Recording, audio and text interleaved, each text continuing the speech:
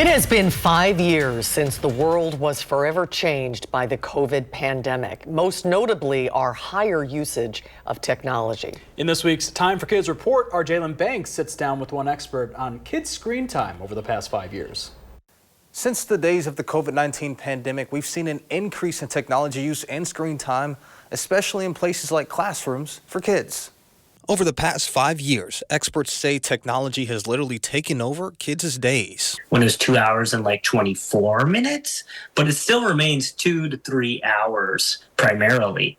And we know that that number just kind of increases as elementary and middle school age kind of progresses. So you see 3, 4, 5, 6 hours. Some kids are hitting even 7 hours of screen time a day. Dr. Sood shares with me certain areas of development have changed or lacked for the generation of kids in school during the pandemic. This potentially impedes on social development, especially for young kids.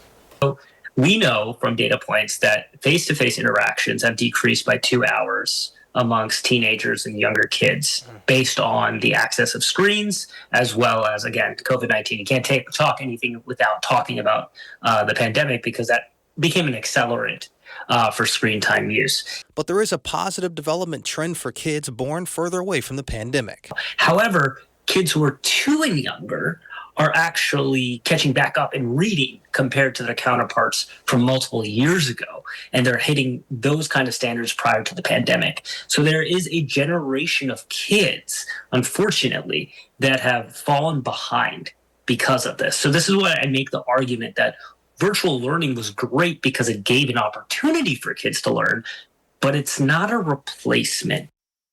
Reporting in studio, Jalen Banks, News 3 Now.